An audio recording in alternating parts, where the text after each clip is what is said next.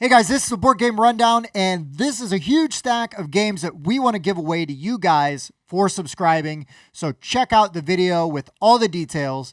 And now on to your regular scheduled programming, however they say that.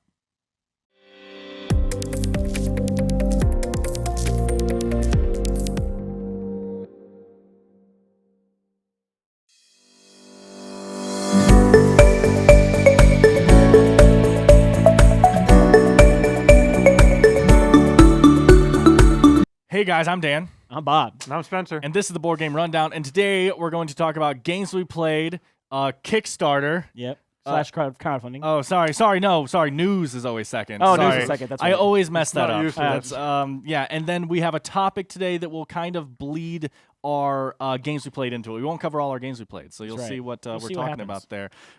But yeah, don't forget, by the way, you just saw the stinger, I'll call it. We currently still, for just a couple more days, have our giveaway going on. We are not insanely close to 400, but if we get there, you'll get another game. So we'll see what happens, guys. We already gave away the 3. They've already been shipped. They've received them. They are happy. Well, as far as I know, they've all received them. I know the one guy was like, I received it. Thank you. Yeah, So listen, we ship it fast. You get it. We send it. You get it. That didn't make a lot of sense. But anyway, first like that. we're going to go into games that we played, but we're only going to mention some, and you'll see why. Okay. So you want me to start? Go ahead, Bob. All right. I looked at you. You did. That's why I assumed you wanted me to start. Yeah. So Okay. I So Lost Ruins of Arnak. Uh-huh. We filmed our unboxing. Yep. Finally got to play it again. It was fun. Enjoyed that. Was that the one you played with me, or did you Yes. play again? No, that was Okay. the one I played with you. Yeah. Yeah. So what'd you think? Was that my first time playing it? Oh Yeah. my god. That Yeah. was this week? Yeah, I know. It was a long week. It was a really good game. Yeah. It was well made. Mhm. I think Dune Imperium is better. And I have played Ruins twice now. So Okay. it wasn't just a first impression anymore. I've played it twice all the way through. I've probably played Dune 6 times or something, so it obviously has that advantage. I like the gameplay of Dune more. Yeah. But Ruins is a great game, and the theme is awesome. Yeah. The map is gorgeous. Yeah. Yeah, like Pieces are really nice. even in the unboxing, like I didn't really get that until I'm sitting playing the game and you see how everything works, and you're like, man, the map is so thematic. Yep. And, oh, it's so nice. Yeah, exploring the have different not been have caves. not been able Okay. to play this. I really So, want so yeah, what do you basically do in Arnak? So you are showing up to this island and you're trying to discover lost ruins. You've got your base camp where you're playing your cards. You don't play them all at once like you typically do in a deck builder. You're only playing them one at a time and taking. That's why it's been compared to Dune Imperium a lot, because it's similar to that. And they have different movement types of icons, and you're spending your resources to either explore the jungle and the temples and defend and fighting off guardians, or you're going up this research track, which allows you to earn benefits and hire assistants that come and help you and give you abilities and whatnot. Yep. Yeah. The second I hear worker placement deck building, I'm just like, oh, really? Yeah. You know, and it did it well. Yeah, and I like how the board like opens up, right? You're sort of limited at the beginning, but then as you explore more areas, you can send your guys back to those temples to get more resources. Sure, and the whatnot. exploration hierarchy is really cool too. Yep. Lots of cool little things in that game, Yeah, and of lot course going on. the components. Yeah, they're beautiful. What'd you do? Well, I played, as we unboxed several weeks ago, Apex. Oh yeah. Mhm. I played it several times, solo mode only. Okay. Well, let me tell you, the solo on that is solid. It is a good solo game. Yeah. And it looking through the rules, like the multiplayer is going to be brutal. Yeah. Lots of attacking each other Oh yeah. because So you're the cyborg dinosaur zombies or whatever. It is a complicated deck builder. It's Uh-huh. not like the kind of deck builder where you've got one pool that you're buying from. There are 3 pools you're getting things from, and they all do something different. Yeah, I know. Right out. And when you're building your deck up, and of course everyone chooses which kind of dinosaur they're going to be, and so you have your own special cards that are unique to you. Then there are shared cards that everyone's getting. And you're buying these cards by killing off prey, and the prey give you evolution points. But if you have those prey that you haven't used yet as their evolution points, they're vulnerable to being stolen by the other players. So if I kill that giant Theropod and I have it over here and I've used all my cards to kill it, I don't have any cards left to defend it from you guys. Interesting. So we like eat your You take my your food. meal. Yeah, I don't know what to call it. Exactly. Interesting. Sounds good. Any game where I can steal someone's food. That's a good time. Yeah. IRL when I can steal someone's food. It's pretty good. It's actually also very difficult because in order to win, you not only do you have to get a certain number of points, and the way the solo works is it gives you a range of points. It says how well you're doing. But in order to win at all, you also have to beat the boss monster. And if you don't beat the boss monster, you don't win. And that's also true in the multiplayer. Okay. You could have several people who get a crazy number of points, but unless you did a significant amount of damage to the boss, you don't win. So you have to work together a little bit. Okay, and there's only one big boss at the end. It's There's not like one- DC Deck Builder where you keep New the villains. boss. So coming there out. are every boss will come with a certain number of minions, Mhm. and it's all shuffled into the prey deck. So you might run into that boss early on. Okay. You could choose to fight it, or you could choose to run away, where he'll go back into the deck. Yeah. Okay. But there's also an environment deck, and the environment deck is not random. Some of it's random, but then there are certain places, like especially towards the end, Sure. where you have like an extinction level event, which brings out the big boss monster. Nice. Okay. So Yeah, no, it looks awesome. I hope its components and playstyle live up to the price, because it's really expensive for a deck builder, like when you compare it to other deck builders. But, I don't know. I haven't played it. if you love dinosaurs, it's worth the price. Sure. I guess just to get the dinosaur collector cards. So Absolutely. my first game, I finally bought and played. We just, Catherine and I kind of just picked up for Valentine's Day a bunch of like games we could play 2-player, stuff like that. We didn't have a lot. I don't enjoy games with 2 players, if I'm being honest, usually. So she was like, come on. And I was like, okay, well, fuck, I was like, guys. So we picked up The Fox in the Forest. Okay. Simple little trick-taking game. I don't know if you guys have either played it. Nope. I don't know. So super simple trick-taking game, which again, I usually don't like trick-taking games, but this one did something really interesting. So there's a trump card that comes out of the deck. Each player has like 13 cards or something, and then whoever's leading plays a card, and then I play a card, and I either have to beat her number on the same trump. So if she plays a bell, I have to play a higher bell, or I can just play any number of the trump card. Right. So if she plays the trump card, obviously I just have to beat her because she's also the trump. The cards go from 1 through 11, I believe, and every odd number card also has a special ability that procs the second you play it. So it might change what the trump card is, or let you exchange a card played from your hand to the thing or whatever. And so it's a nice, simple trick-taking game, 1v1 game. The thing that really was interesting to me was I love the scoring system. It's not super original, but it's something I've seen in only like 2 or 3 games where you win. If you win a couple tricks, you get some points. If you win like 7 tricks, then you get like a lot of points. But then again, if you win too many tricks, you get no points. So like if someone's like losing too bad, they can just start purposely losing all their hands and force you to wind up ending that round getting 0 points. And I love that system of you have to get in that middle zone. You don't want to win. You can win not enough, but that means that they're going to win more. And then if you beat them too hard, it punishes you. It calls you greedy. I love that. So is that number like predetermined for the game, or is that something that you can bid according to your hand? For how many tricks? It's on the player rate. It says if you win this to this, I've this played some happens. card games where it's like, you draw your hand, you're like, okay, I'm going to bid this many. And as long as you yes. get that many, you're good. But if you go it's overboard, not. you start losing Like I points. said, it's a super simple. It's Okay. literally just play the cards. Okay. Yeah, it's super cheap game. Very beloved by people, and I can see why. Again, trick taking just isn't for me, but. It was fun. We had a good time. We played it multiple times. I even showed my brother when he wound up stopping by and saying, like, here, check this 2-player game out. So Fox in the Forest, if you like trick-taking games, especially simple ones with an interesting scoring system, check it out. All right. Others? Yeah, so after we got done playing Arnak, Dan pulled out Plunder, A Pirate's Life. Oh, yeah. And we got to learn that. Can we not talk about this? Where I went on the luckiest streak of dice rolling I've probably ever been on. It was at least 7 6s in a row. Like, I went on a tear. Like, we thought that his wife was going to win because she had, like, taken our starting islands. She was taking over. Then all of a sudden, I was just, out of nowhere, just 6, 6, 6, and just started taking everything. And then I won, like, 3 turns later. Yeah, It was exactly. awesome. We were talking about it first because it was kind of late at night. Like, the game says, go to whatever score you want to. Like, the default is 10, but go to whatever score you want to. So I said, let's go to 5 and see where we're at. We got to 5 semi-fast, Pretty quick, not too yeah. much.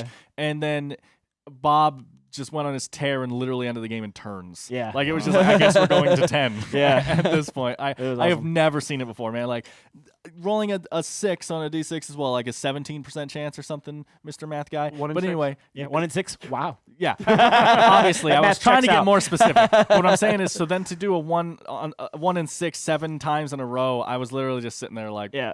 It's like, oh, it's fine. He needs a 6. Blomp. yeah.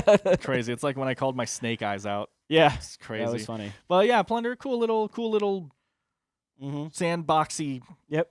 pirate Good game. stuff. Nice components. Yeah. Cool game. Anyway. Oh. 1 in 279,936. May the odds be ever in your favor. Never tell. Yeah. Yeah. Okay. So you'll never do that again. We'll see. If we play the game 279,336 times or whatever, that's not the right number, but it was close. Yeah. Yeah. I got more. You got more? I got a couple more. Go for it. I played Kings of Tokyo. Okay. Nice. Fun time. Yeah. A pressure luck Um, game. Yeah, well, actually, I played it multiple times with my kids, and I introduced my 4-year-old to it. Oh, yeah. I had to help him a little bit Yeah. because he doesn't read, and so he doesn't know what the little cards do. Sure. But he loved rolling dice and picking out which dice he wanted. He was able to understand the idea. Okay. And he crushed his older sister. Nice. Notice he worded it that way, making it sound like he might have won. Right. Yeah, Oh no! I stayed back and I was like, "You want this card?" But then I let him do all the rest. Okay. Yeah, Um, King of Tokyo, fantastic game. Yeah. Yeah, Fantastic actually, little it's a Yahtzee game. fantastic game. And I'm just real quick. Also, we did Canvas. Oh, Okay. Yeah. My son's too young for that one. He doesn't understand it, but my Right. daughter likes it. Yeah. cool. Yeah. It's pretty. Yeah, Canvas we have a review of. Yeah. Right there. Right there. Mhm. Check it out. Also, this week I played Dune Imperium. Yep. Yep. Who could have So guessed? jealous. Shocker, shocker. That's a great game. Another deck builder similar to Arnak. Yeah, a little better than Arnak, I would say. Yeah. What are the odds? Yeah, what are the odds? I and gotta then- invite myself over to your house just so I can play it. yeah. It's so good. It's so It's good. a good way to do it. And then after that, our buddy wanted to play a co-op game, so I opted for Grand Gamers Guild Endangered, and we played that one. It was we ended up winning relatively easily, I would say. Yeah, we had It was like last one turn. rough patch in Yeah, the middle. yeah. But One other rough than patch, we that- were down to like 2 mating pairs, and it got Yeah. a little scary for a second. But yeah, we managed to pull it out. Yeah, that was a cool game. A game that I think desperately needs a Kickstarter enhancement or something. Like, doesn't have to be Kickstarter, but like a new edition, I guess. Yeah. Which is, I know, painful for me to say because I know that it's actually kind of a new game. Yeah. And I know that the guy who designed the game is a super nice guy, and that's awesome. I'm just saying, when I look at that game and you say this came out in like 2018, I'm like, really? Yeah, Like, they it's- did just have an expansion? Yeah, expansion on Kickstarter, which should be coming. Yeah. It sometime just this looks, year. and it could be totally on purpose. It just looks like they the way they designed the cards and the way that the board looks like, it looks like an older game, you know? Yeah. But people do that on purpose all the Sure. time. It's yeah, just to kind of keep it simple and easy Yeah. to figure out. I actually will be talking later about a lot of games that are actually pretty modern that I Yeah. thought looked old. Yeah, so you pull the box out, you're like, that yeah, was like 80s or 90s. yeah, people do that a lot. Yeah. So, you know. It happens. Yeah, I'm pretty certain I did a review, not a review, Kickstarter thing of this game a while back. Yeah. but Mhm. I Yeah, we haven't talked had a about it. chance to play it. There's a lot of games I haven't had Yeah, a it's chance to play. you're rolling dice and you're doing like using the dice as worker placement, sort of. But you got to be careful because if you put a too high of a value on there, then the next person can't put their die on there. And when you change years, whoever just went last has to pick somebody else to go first, and they pull their die off, but all the other ones stay. So you got to kind of be careful as to not block certain areas that you might need on somebody's turn. Yeah, and I just love the theme of we're all like trying to convince these nations and these Yeah, higher up people Yeah, to kind of ambassadors and join stuff our like cause that. Yeah, and stuff. pass Like I laws was to protect the Save the environment. planet. Yeah, like I Yeah. was an environmentalist lawyer, I think, Yeah. and you were a lobbyist. and- Unfortunately. yeah. And we were just like Yeah. trying to get these people to like, come on, like we got to Yeah. save the tigers. That's you right. know? Like it's Yep. just a really cool theme. I Yeah. talked about that game coming to Kickstarter, I think soon, right? Where it's like you're all the different levels of society or whatever, Oh, and yeah, you're yeah. all trying to like convince people that like to follow your causes and stuff. Yeah. And yeah, this is a similar kind similar of thing. I thing, like yeah. that. Mhm. So. My last one is my big one. I finally got and started Pandemic Legacy Season 0. Yeah. The new Oh, one. Nice. Obviously, I can't say too much about it. All the stuff that's in the prologue, it's on the box, it's Sure, in the right. trailer, But you it's know, not- whatever. I don't consider first mission spoiler really. Yeah. Because So if you're It's gonna what play the you'll game, do first. exactly. It's a There's prequel people in it to season and a one. map. I mean, it's a prequel because it like chronologically It happens first. earlier. Nothing that happens in it depends on the. Okay. I mean, do I need to? I play genuinely the don't first know. one? No, you definitely don't have to play the other ones. Good. Yeah. This one is definitely full standalone. I mean, the theme is awesome here, guys. They did such a great job where instead of spreading disease cubes, there's enemy CIA agents, it's like spies and stuff. Yeah, like spies that you're stopping from meeting up so that they can cause incidents to happen. And so you're moving around the board like Pandemic, right? Everyone's played Pandemic for the most part. But you can also, at your CIA headquarters, build these vans, like these cool little vans that on your turn, instead of moving you can move the van around. And they just they're basically like having the medic action in Pandemic. They just clear stuff out because they just. I mean, clear them out. No, they're like, please stop doing what you're doing. Yeah. That's what they're doing. Yeah. But no, so far we've only done the prologue. We'll probably play the prologue one more time before actually starting to make sure we get all the rules cemented. But what a fantastic experience so far. I cannot wait until you actually have like a passport and there's like stickers and stuff, and you pick your guy's face, then you pick your facial hair and your hair, and you like design what your person looks like, and you have covers that get burned. Like the magnetic Fred guy. Yeah, exactly. I loved it. It's that's so funny. Cool. But that's Pandemic, and that's it for me. Okay. For you? No, that was it for. Okay. We're done with this games segment. we've played. So we're done with this part of games we played, but our topic will not surprise you. So next is crowd news. Yes. Crowd news. Next is crowd news. For crowd news. News for short. Yep. I got a little bit of news. News. Oh, you first. No. Yeah. We're all newsboys. I'm Tim. I don't know what you're talking about. Newsboy. Oh, sorry. Yep. Yeah, you gotta look really annoyed. Can't believe they're doing that again, Bob. I know, right? God. Anyway, So, what do you got, newsboy? All right, now I gotta find it. So, a while back, I talked about a Kickstarter that I was really wanting to get into called Sheol. Oh, yeah. S.H.E.O.L.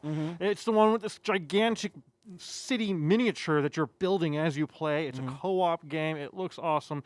It is currently on the late backer pledge.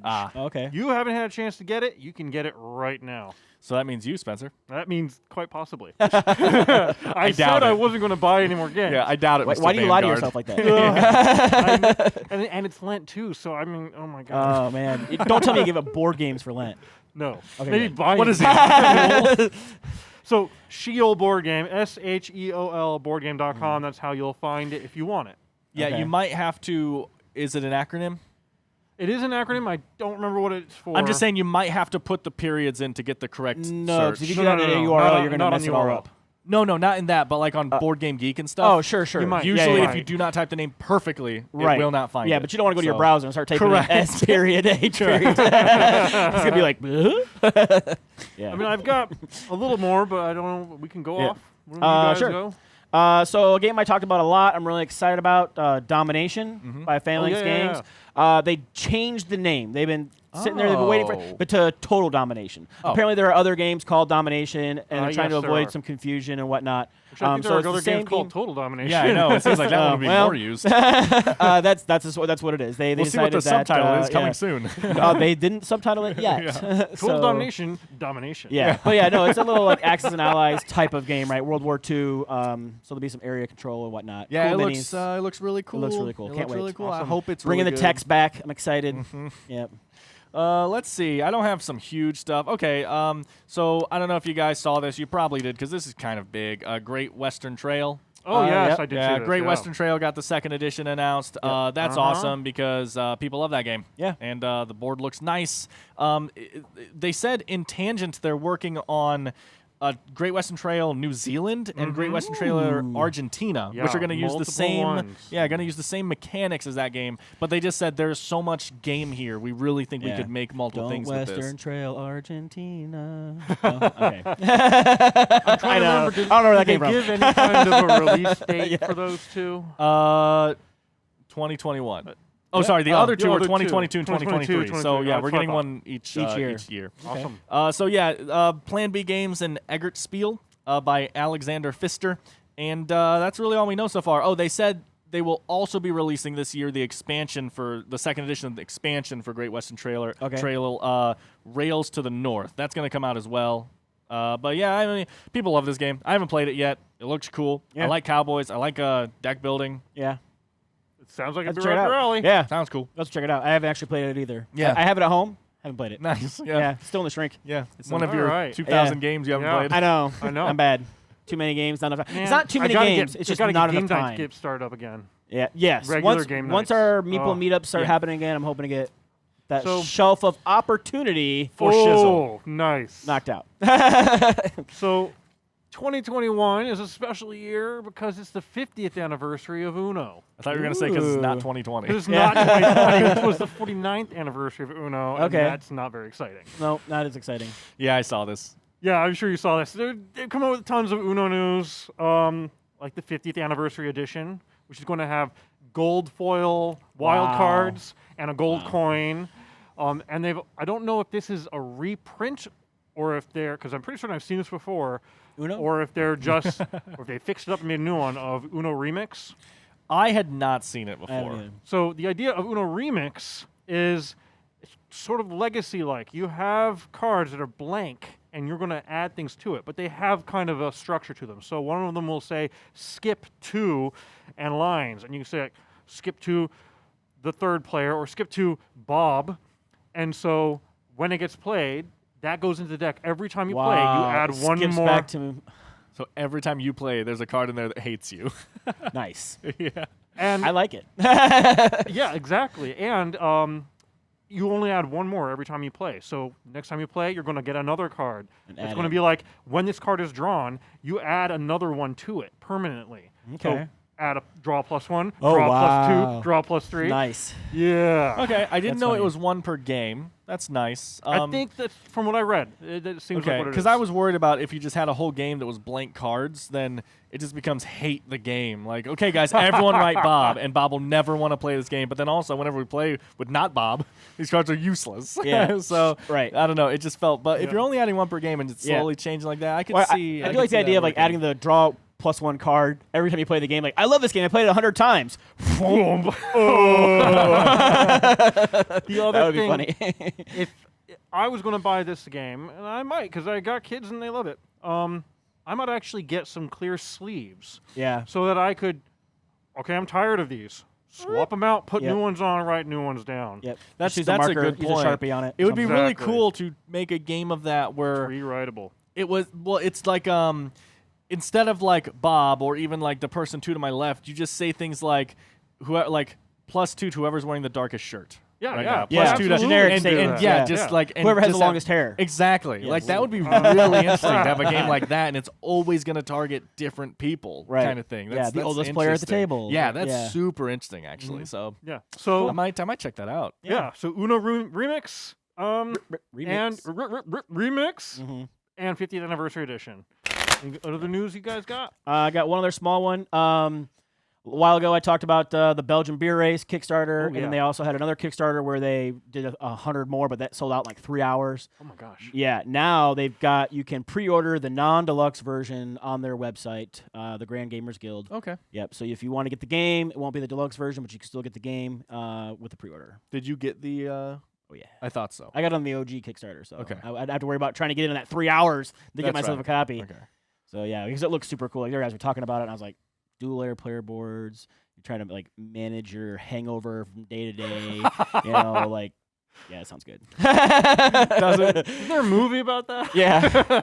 Life, the board game. They have that already though. So The Modern Life, the board game. there you go. Oh. Yep. So Oh. yeah, that's my news that I I got have. one more, Okay. Go ahead. but from Fantasy Flight. Mhm. You all are familiar with Arkham Horror. No? Yeah. You got me. Tim, you love those. Oh yeah. yeah, the Of course. greatest ever. Cthulhu. Yeah. Hello. Duh. So, Arkham Horror, the board game, is now coming out with a new expansion, Secrets of the Order. Okay. You get to go to 2 new maps, French Hill, which is supposedly one of the outer districts of Arkham City, Mm-hmm. It'd be Um, Franche-Ile. French Hill, and then there's also the Underworld. Ooh. So I don't know how this one works, but it's probably very similar where you're going back and forth using portals to the Underworld, but you're Mhm. going to have a totally different set of stuff. It's going to include 3 new scenarios. like 130 cards to play with. So Does it looks like it's pretty big. Does it include an extra table for all this stuff to fit on? Because it's already kind of a table hog. Maybe, it's a big maybe board the deluxe plus edition. comes with a side table to put all the extra bits on. Because I mean, if you're playing with like the Dunwich expansion already, plus the regular board and all, I mean, the thing is huge. Oh yeah, you know, you're gonna add 2 more boards on there. Okay. So there we go. Fantasy Flight, Arkham Horror. Yeah, Secrets of it's the a fun Order. game. I actually haven't played it yet. I've played Eldritch a couple times. Yeah, I've I never prefer played Arkham to Eldritch. Really? I haven't played Eldritch yet. However, if I'm going to choose a cooperative Cthulhu type game, it's going to be Death May Die. It's the I best haven't one. played that one yet, but I'm very interested. It's the best one, I think. Especially if you like leveling up type things and whatnot, because it's like, you know, you're choosing a scenario, you're choosing an elder guy that you want to face, and then you choose a character from like a stack of characters, and then as you go crazy, you unlock new abilities. I think someone out there who can get the IP for this, if you can get the IP for this, I don't know. Neil Gaiman wrote a short story that takes place in Lovecraft's world, really, from the point of view of Sherlock Holmes. Oh, okay. Oh, yeah. I don't see why you couldn't get the rights to that because Sherlock Holmes and Cthulhu are both public domain. yeah. Exactly. So you should be good. So someone should make a game about that. 'cause yeah, that if sounds anything, awesome. you would just not say it's based on his book and just say I'm doing a Sherlock It's a Holmes short story. Cthulhu game. Yeah. But Yeah, I wish they'd do a TV show kind of like I know they did the Lovecraft show, which was really good, and like I liked a lot of the monsters and stuff like that. But like I want it based more on like the different cults, like kind of against each other. Like they're all working as some of their ancient one, but they're kind of like infighting. yeah, and whatnot. less normal humans. you're Yes, saying, huh? yeah, less normal people. Yeah. and deep ones. more cultists. Sure. More weirdos. All right. That's They're my my people. news. Yep. So that's it for news. News boy. It's news boy. It was news boy. Forgot that was gonna happen. So, man, it is kind of annoying. Yeah, I know, right? Being on this side of it's a little weird, huh? No, but if there's anything we forgot and I figure it out by the time that this releases, I'll have it pinned in the comment section or in the description because it's totally possible that I forgot to write something down and it's just in the back of my head right now. But next, Yeah. we're gonna go into some crowdfunding that's happening right now. Yeah. Kickstarter, GameFound, anything that's live currently or maybe coming live soon that we think you should check out. Yes. Quite a few. I was actually surprised. I wrote down. I have 4 things written down. Wow. But 2 of them are I'm just mentioning. Yeah. And honestly, I could have written more down, but they still have like 25 days. I'm like, I'll talk about them next week because Right. there was I a lot. did There the was same a lot. thing. I actually did Yeah. the other way. I was like, this one's got 2 weeks. I'll do this one next week if no one mentions it this week. Yeah.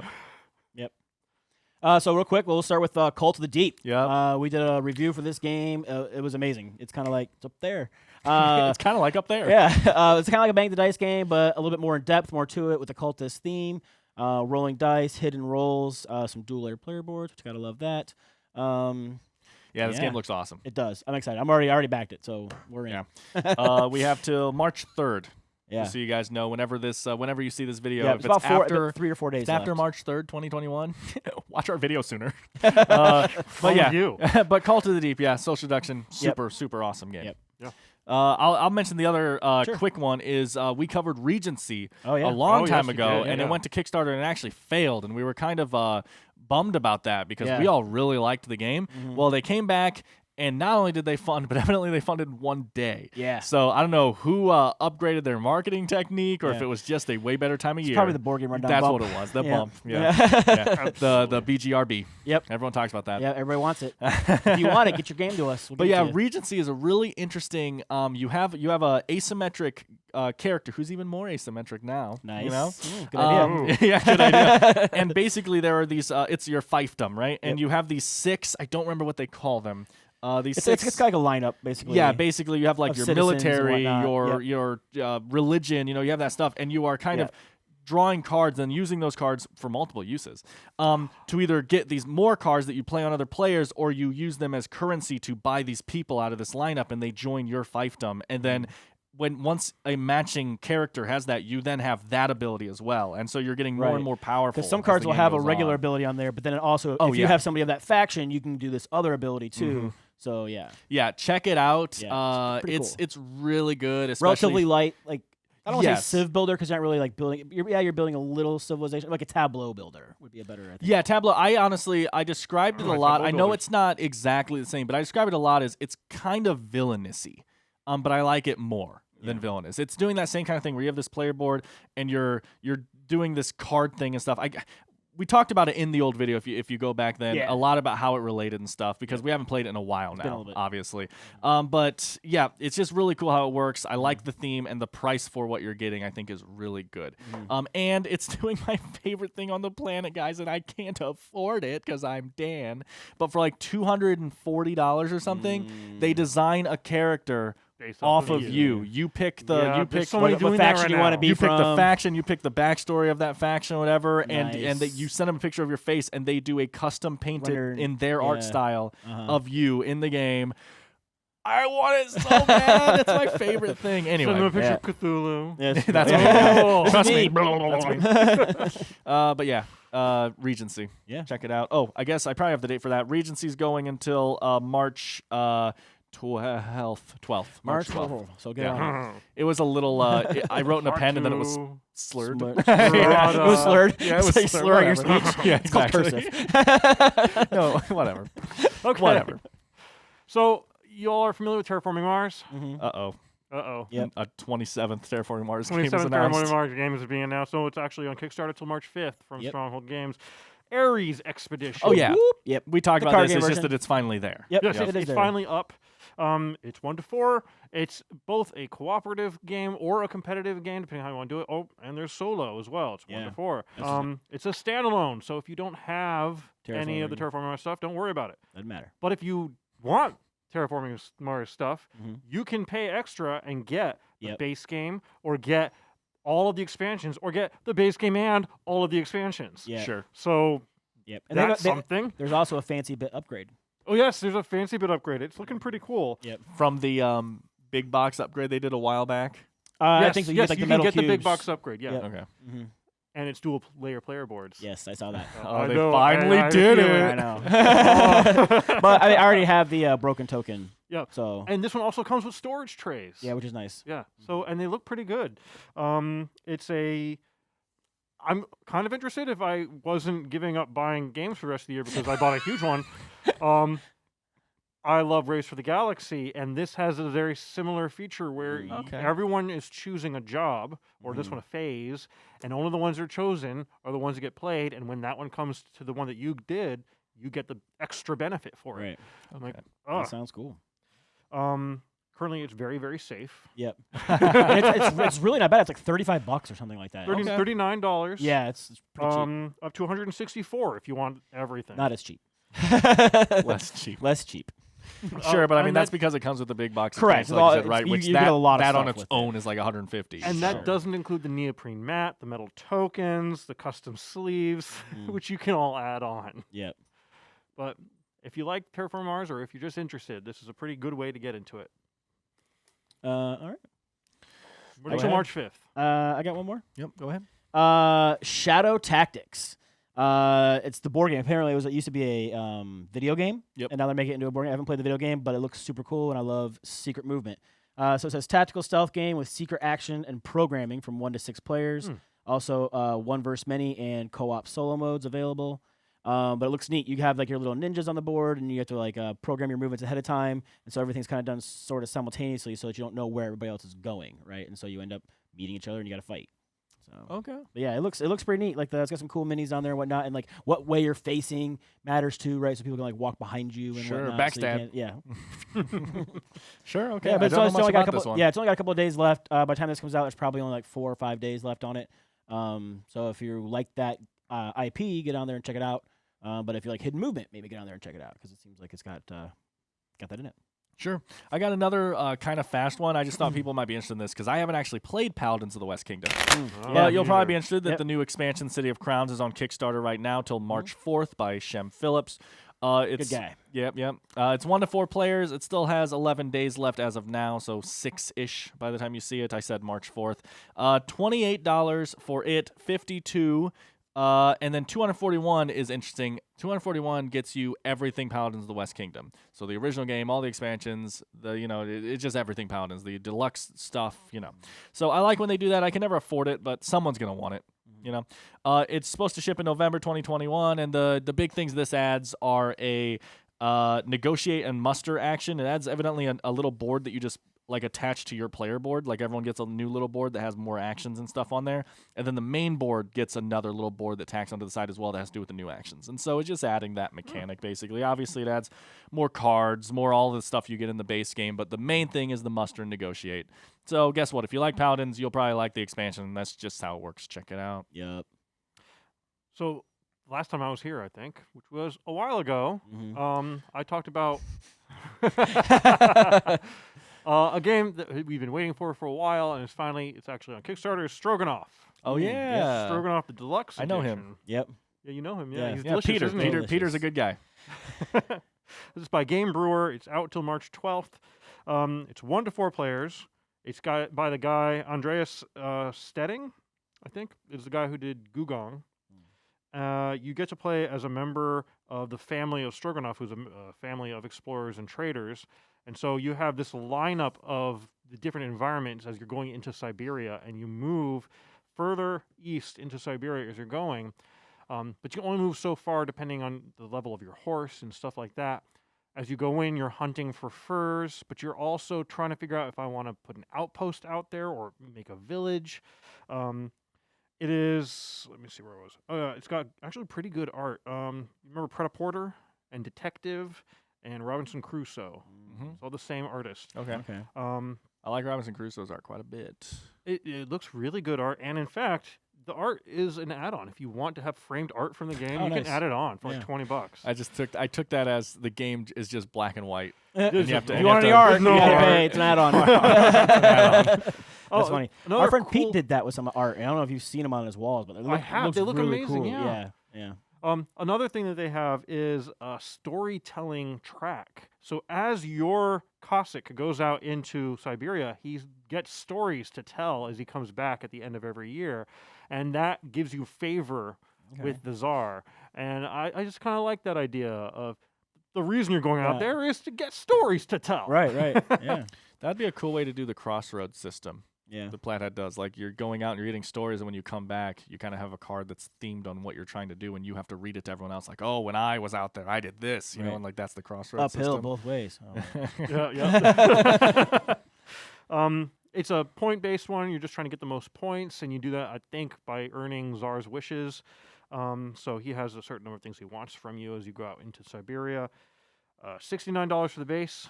But if you have $425 that you just want to burn, Send it to Board Game Rundown, P.O. Box. or you could get a personalized player board with your picture on it, painted by the artist. Oh, wow. So we're talking about personalizing boards. Right. It's just my favorite thing on the planet. Yep. And I mean, I could easily Photoshop myself into the board game, I guess. There you go. That's one way to do it. But it's not going to look the same. Just tape your It's picture not on. as good. Yeah. No. Tape your picture. Oh, that's funny. Yeah. So that's it until March 12th. Stroganov Deluxe Edition. Okay, I still got my my main one. You still got one? Okay. Go Mine's ahead. more of an honorable mention. Go It's ahead. not on there yet. Oh, Okay. okay, sure. Go ahead. So there's a game that came out by Eagle Griffin Games. It was called On Mars. Came out a little bit ago. It was Ian O'Toole, Vital Lacerda, and Ian O'Toole did the art. There's an expansion coming out. Okay. It's gonna be on Kickstarter in where'd it go? I lost it.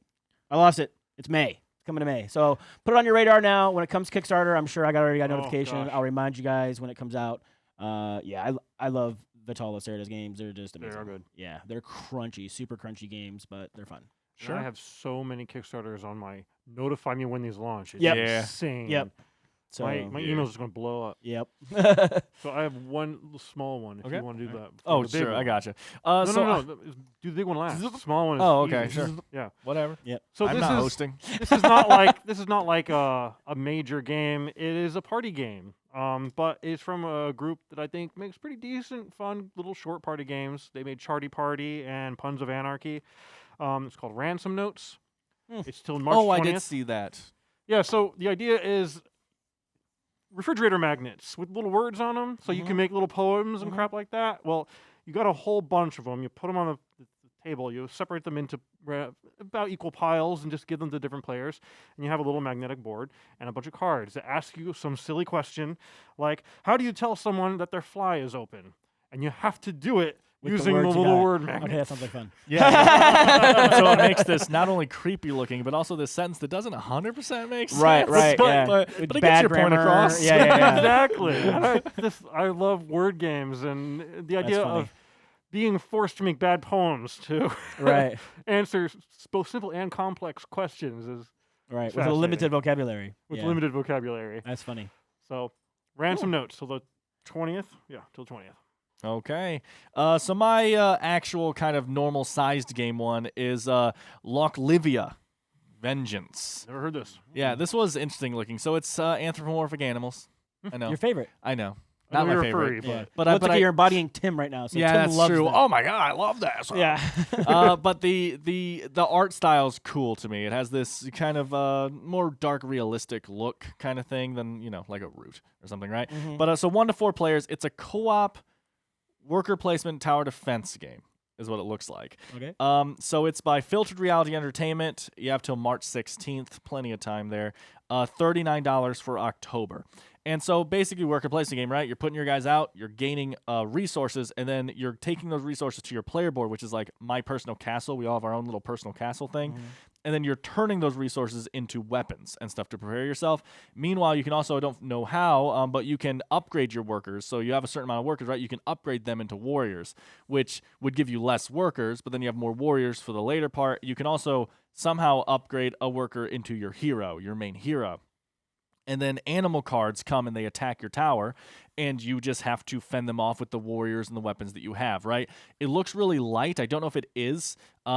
This game has so much time left. I haven't looked super into it yet. I like the idea of this cooperative worker placement tower defense. I like those words together. So yeah, I just looked at it and it looks interesting. So I mean, check it out. It looks like the board's layout, the card system all looks really simple. It looks like it's gonna be a light cooperative game, and you don't get a lot of light tower defense games, right? We're going to be talking about after the Empire a lot lately. Not as light, right. They tend to be a lot of thinking goes on Right, on and those. I don't know about fiddly, but there's a lot going on the board. Yeah, Exactly, sure. So yeah, if that kind of thing sounds nice, but it's more entry level looking, maybe it's the most complicated game on the planet. Right, yeah. I don't know, but it looks really simple and it's reasonably priced. So check out whatever word I just said. Does it say about how long Lawklivya. the game is? I think it said 60 minutes. I didn't write it down, but yeah, I think it said 60 minutes. Sure. Yeah. But obviously that depends how many players you're playing with, right? Sure. So, And how much but, AP yeah. they get. Yeah. So just 2 players with some people. So that's it. That's it. Go. That's our crowdfunding sheet. Some of those are interesting to you. It's got to be at least one. Yeah. I mean, right? come on, are we that bad? Ooh, I hope- So our big topic for Big today. topic. The reason we didn't talk about all the games that we played this last week is because not too long ago, we finally had a nice meetup, almost like a mini convention Yeah. with the people from Boardgame Mechanics, Yeah. which is just 2 people. But, But they're pretty mini okay. convention. Yeah. But yeah, so Jason and Katie, we talk about them all the time from Yep. Boardgame Mechanics. They actually came all the way to our town so that we could have a nice get-together and play games for basically 13 hours straight. I Yeah. mean, you weren't there as long as me. Correct. I wasn't there as long as Tim. Right. Tim was there all day. He was there so long that he's out today. He's, Yeah, he's recouping exactly. He's from. still there. he's still, They're back in Wait, their really? hometown, and he's still there. yeah. But yeah, so we played a bunch of new games. Yeah. Like, I mean, at least new to me. I played so many new games. I think I have a list of 14 games here. Yeah. I have that I played. one game on my list that I had previously played. Yeah, I probably have 1 or 2, but it's mainly games. And I I did not got play. to knock one off of my my game bucket list or Oh, whatever you call it. nice. Cool. But yeah, so we're gonna go through all those games. The topic today is basically just hanging out with Jason and Katie and what all we did there and what we think of all these new games that we have. There's so many things. There was no way we were gonna be able to do a top 5 or anything. We're just let's talk about games, guys. That's what we do. That's literally the tagline for the channel that we never say. Yeah. Is Board Game Rundown. Let's talk about games. So we're gonna do that. So, yeah, we're finally doing our job. I guess. So games finally. are cool. Episode 51. Okay, so 52. anyway, This is 52. Oh, is it 52? This is 52. Okay. I thought it was. So Gave us a little credit, but nope. I have the longest list, so I guess I'll just start going. You start at the top, and then I'll join in when I showed up. I I have these written actually in the order I think Well that I done. played them, so that'll help you. Go ahead. And while I don't have the designer and publisher and all that stuff for this list because it's so long, I did write down the year the game came out, so that if there are games with multiple titles, you can find the one. Like Which one we're talking about? Exactly. Like HomeStretch there's mini games called that. I'll talk about HomeStretch okay. later. It's kind of hard to find unless you know the year and how to correctly spell it, I learned. Okay, so the first game I played in 2014, Dogs of War. Okay. So it was a worker placement game where you gain more workers by default as the game went on, and basically it's all about there's this track at the top. I don't know what anything's called in this game because Jason taught it, and it was my first time playing, and I just played it. Right. I don't remember any of the Just track getting the names or anything. concept, not the Yeah. actual name. So there's a track at the top with a bunch of colored flags, red and blue and white and all that. Those are different factions, right? We are basically playing tug of war with these factions. So like if and you have a hand of cards that have just like, this is a knight, which gives +5 combat. This is a footman that gives you +1 combat, right? So you place your worker down on a spot and get whatever's under you. Then you play a card that gives you plus combat on that same spot. There's a little spot for the card, and it pushes the fight in your favor, right? You're tugging it. You have influence and stuff in that fight. You've given them more footmen, right? But the thing is, you secretly have shields and stuff to tell you I need blue team to win, right? I get more points for blue team. I could technically abandon that and just buy a bunch of white shields because I'm like, blue is sucking. So I'm just going to back white instead, right? But the thing is, though, Tim might secretly want yellow team to win, which is fighting blue. So then Tim's like, oh, well, Dan's helping blue. I gotta put my guy on yellow, and then he's tug-of-warring with me, and you're playing all these secret cards that let you do crazy things. All your guys have an asymmetric ability that's proccing, too. Like, usually you get way more points if someone opposed you, right? So if I have 2 workers on my side of the war and you have 2 workers on your side of the war, then I get 2 times 2 points, whatever. So I get 4 for winning that. I don't know the exact thing, but it's something like that. My character's asymmetric power was I always count as zeros. So I could have 5 guys on my side of the war, and they don't get any points that I oppose them, right? Wow. So they're constantly trying to fight other people to get points, right? Wow. But yeah, this really, really interesting little tug of war game. I liked how it worked with the hidden factions and just buying as many shields as you could, and like because you could split your things and have 3 shields in each color, but then you're getting less points for every color, and not every color is going to make it very high up that track because you basically multiply how many shields you have times what number they're on. So they're on the 3, so 3 times 2, I get 6 points for that or whatever, right? Or you could just get 12 blue shields and be like, I really need blue to win. I'm banking all my points on blue right now. So yeah, it was just an interesting game. I liked it. Dogs of War. Cool. All right. I guess I should go again, huh? Should go again. Yeah, go again. I did not get to play that I with didn't you, get so- in until Yeah, I see where you hopped late. in. Yeah. So I'm not going to be able to contribute until you get in pretty far. Sure. So the next game, 2015, Don't Turn Your Back. This was a deck building game with a very kind of macabre theme. That's how you say that. And yeah, you're just all the cards have little banners on the left side saying where they could be played. There's a high school. There's a wax museum or something. And yeah, so you're just playing through these different locations, and you get different points for everything. You're collecting candles, and candles are literally victory points. So you go up the victory point track when you get candles. All the cards have different things depending on where you put them. Like this card can go in high school, which will get me that, but also has a special ability if I put it down here, and then that special ability procs, which might move the card to here, right? And it's just a deck builder. You have your own personal deck and store in front of you. The starter decks are all the same, but then the rest of the things are shuffled and handed out. So the cards you're going to be buying from then on are different. I don't have too much to say about it. It was a simple deck building game. Yeah. Pretty basic mechanics, art style. You'll learn from a lot of if you're Googling these, you'll learn that Jason and Katie, and I learned this, they really like games that look like they came out in like the 1700s, but that actually came out 2 years ago. Yeah. they're really big fans of that. So Yep.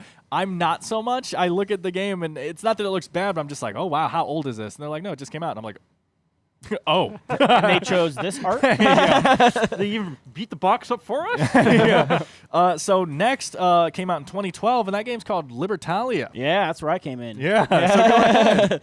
Libertalia, like everybody has an identical deck of cards, and then one person is going to randomly draw 6 of them, I think it was, or was it 9? No, it was more because we played 6 each turn. Correct. So I think we had like 10 to start, maybe. A certain amount of cards to start with, and everybody pulls the same cards out of their decks. And then everybody's going to take a card and put it face down. Where everybody's chosen their card, we're going to face them up. We're going to put them in numerical order. And then going down the list, you're going to do any daytime activities that they have. And then on the way back, we're going to do collect booties from out of the piles that are down here, and then activate nighttime abilities. And then once that's all done, you're going to go through a night phase where anybody that you have down here. Oh, that's where you activate your night phases when they're down below you. Yep. And then they're going to add 6 more cards from the stack of 30 that you have to your hand that are available to you, and you're going to do it again. And there's different cards that will affect like guys that are in your deck, guys that have been discarded. Discard treasure tokens. Give your bad treasure tokens to the person next to you. Things like that. And it's been out for a while. What did you just say it came out? 2012. 2012? Yep. Yeah, and like I had heard it a ton. Dan Yep. had heard of it a ton. So we're like, let's play that. It's a game that we hear of all the time and never had a chance to play. Had a chance to play it. Not bad. Yeah, not bad. It didn't like blow me away or anything, but I Yeah. can see why it was like when it came out, like not even when it came out, but even like 5 years ago, I remember people talk about this game nonstop. Like Yeah. people love Libertalia, and it's Yeah. evidently very hard to find right now too. I didn't know that. Didn't know that. But yeah, it's cool, pirate themed, Yep. and you score at the end of each round. Yeah, So you scoring kind the of balloons. you flip over everything you have, get rid of it, move up the scoreboard. Yep. Yeah, nice little game. Yeah, not bad. Oh, you're definitely talking about the next one. Oh, am I? Next game came out in 2018. Oh, the Quacks of Quedlinburg. Yeah, what's that game about? Yeah, we talk about that one a lot. It's sucking. a pressure luck game. You're buying ingredients, you put them in your bag, you're pulling them out of your bag to go around your little cauldron. If you get too many of one type of ingredient, it's going to explode, and you're not going to get all the stuff you would normally be entitled to. Then you're just going to earn points and buy more ingredients until 9 or 10 rounds. Yeah. That's pretty much it. I hate the game, but it's only because I hate luck in general. It is such a good it's game. Like 90% luck. Yeah, it is a great game, especially if you have the upgraded components. Yeah, what the you're fancy doing in the bits are game nice. and the feeling it gives people is awesome. Yeah. I just have the worst luck on the planet. Yep. So like anytime you play a game that's like it's pure luck, it's just like I'll go sit in the corner for 2 hours because Yeah. I'll get the exact same experience. It's just gonna be sitting at the table getting punched in Oh, the look, I face lost. over Oh, and look, I over lost. again. Meanwhile, Bob's over there like 6, 6, 6, 6. I think it was that one time I Checks played, out. and in the first, there are 6 of the tiles you're not supposed to pick, and I've like, Yeah. the first Yeah. 5 were tiles. I'm like, Yeah. well, Yeah. that sucked. Yeah, that's the way that Jason, like the first 6 turns, he scored 0 points. Yeah. He almost ended up winning. In all fairness, he does that on purpose. Correct. Like, Well, yeah, normally the no, first you're- 3 turns I don't worry about Yeah. too much because Yeah. the further you go around the track, the more victory points you get. Well, at the beginning, you're only going to get like 1 or 3 victory points, so it's not a big deal. So you can just kind of push it to get more buy, to get better ingredients, and just use the catch-up mechanic, which is kind of nice. Whereas somebody starts to get too far ahead, there's these little rat tails on the board, and you get like a bonus. Such a good catch-up Yeah, mechanic. so you get a little bonus to your board according to how far behind you are.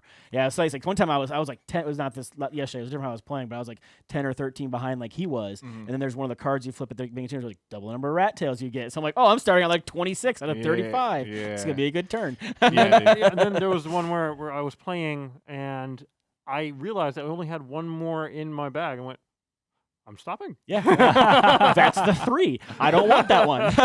I am good. My psychic abilities. That's tell me right. that is bad. The power of deduction. Yeah.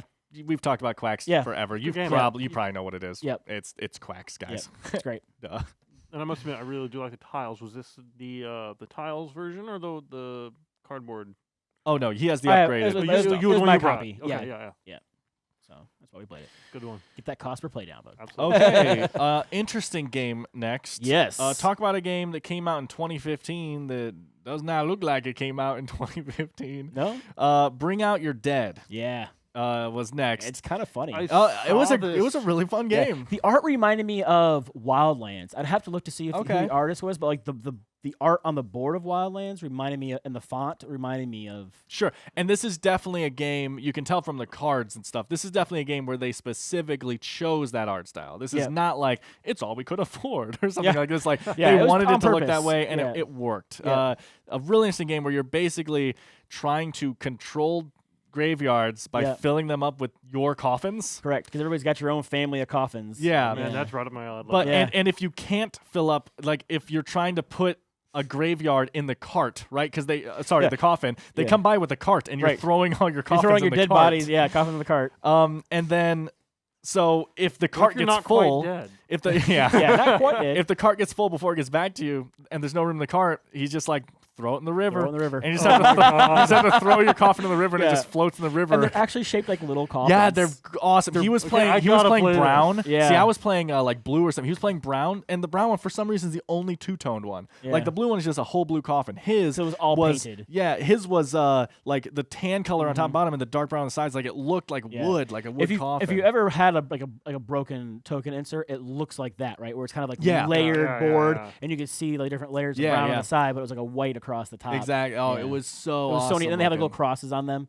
You know, So having them in the river is negative points, but you do have cards you're playing on your turn. You can fish them out of the river. Yeah, that you paid someone off, so your coffin goes in a spot and theirs gets kicked into the river or stuff like that, right? Just like that kind of stuff, and you're filling up these like. There's mass graves. Mass graves. I didn't want to say that word. They're mass graves. But you're filling up these mass graves to draw more cards, and there's Yeah. set collection in the game for victory points. It's one of those games where you count down, so like anyone playing any 11s, anyone playing any 10s, and you just play your cards in order like that, and then they proc in player order. Yep. But it was a fun. really fun game. It was very interesting. Lots of laughing and stuff with just that theme on there. I love it so much. I mean, it's fine that Bob kept hurting me and throwing my graves away. It all coffins started when away. he pulled my guy out of a high point area, and then he was upset. Well, then Katie, she's like, "Oh, well, I don't really need this, but I'm gonna do that." Oh, that was the Libertalia, where she cost me 11 points. Oh yeah, then she got max. I took 3 points away from her. I'm like, really? You just took 11 away from me, and you're getting mad about the 3? That's fine. Whatever, Bob. The reason I moved you and Bring Out Your Dead is because I was in the spot. We were tied in the spot for negative points, which means we would have only each got -2 points or whatever. Right. And then you left that area, which means you would have got all those negative points. Giving me -5 points or whatever. And I was like, no. Get back over here. All right, unbury these, put him back in there, and put my guy over there. Where are you taking that? Well, Bob said no, there's a spot for him right here. Yeah. It was a pretty cool little game. Yeah, it was cool. Bring Out Your Dead, of course. Everyone has to think of that when they play it. Let's see. What's next for you, Bob? Oh, you get to talk about the awesome one, don't you? Shipwreck Arcana. Oh, man. Yeah. What a fun game. That was that co-op-y one, right? Yeah. It was the co-op deduction game. Yeah, I really enjoyed this one. And, I don't know, it's because I did really well on it. Of course, I did very poorly. These other games we talked about, I did very, very Don't poorly. get me wrong. Yeah, don't get me wrong. I did bad. But this game came out, and, I was on it. They were so you get 4 or 5 cards out here, and they've all got different aspects to them, right? Where say because you're going to draw 2 tiles out of this bag, and you're going to place 1 tile out and keep 1 secret, and everybody else is trying to guess what your secret tile is. But the cards that are out there, they change up, but they're things like, my 2 tiles are more than 4 apart, or if I add my 2 tiles together, it's an even number, and things like that. And so by just placing 1 tile, you're trying to get everybody to figure out what tile you have left. And I don't know, it was just great. I think it was Jason put one down, and it was he put it on a 2, or he put down a 2, and it was it's okay, so it has to be an odd number, and he didn't put it here, and he didn't put it there, so it can't be this, and he's it can be. Well, yeah, but if it was that, he would have put that there, he did, and he put it here, so that means he probably didn't have that.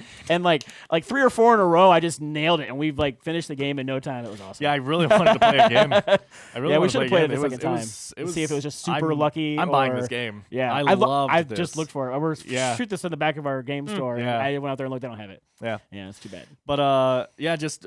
Super interesting deduction little cooperative thing. You're basically, every time you get it right, your thing moves around this track. Every time you get it wrong, or a card devolves, or whatever it's called, transforms, or whatever, that fades. Then the bad Doom track goes around, and you just have to beat the Doom track around the track 1 time, and you win. Yeah, because all the tiles are from 1 through 7, and there's 3 of each in the bag. And so you go and you pull 2 out. Like I said, you keep them secret, 1 face down, and you place the other one face up on one of the hints. And yeah. Just it's so that's pretty simple, but man, it was a lot of fun logicking that out. When you finish a card, it does flip, and you get it fades down, get asymmetric and it powers, flips over, and it gives you an ability that's usually a one-time ability that you can use. Yeah, but it doesn't count against you. Normally, if because they'll have little icons on the bottom with how many pips, and depending on what tile you put on there, it has so many pips on there. And once there's that many pips on that card, it'll fade. And if you guess correctly, that fade doesn't hurt you. But if you guess incorrectly, then you're penalized, and that card fades anyway. And I'm definitely buying this game, and I'm telling you guys, while I don't want you to buy it so that it's not out of stock when I try to buy it, hopefully I buy it before this video comes out. I don't remember. they said that the best place to go was their website. That's what I heard. Who the manufacturer is? I don't, but I should have wrote it down. Board Game Geek, The Yeah, Shipwreck BGG's got yeah. Arcana. Yep. It's cool. super cheap, and Yeah. if that interests you, a cooperative deduction game that you can play really fast. Yep. I think they said it was less than $20. Yeah, that's crazy, Yeah, man. so worth it. Yeah, Shipwreck Arcana. Pick it up. It's so awesome. Yeah. Okay, next is 2008. This was a first for like all of us. Which, as much as we played games that relate to this game, and we hear about, that game's just like this game.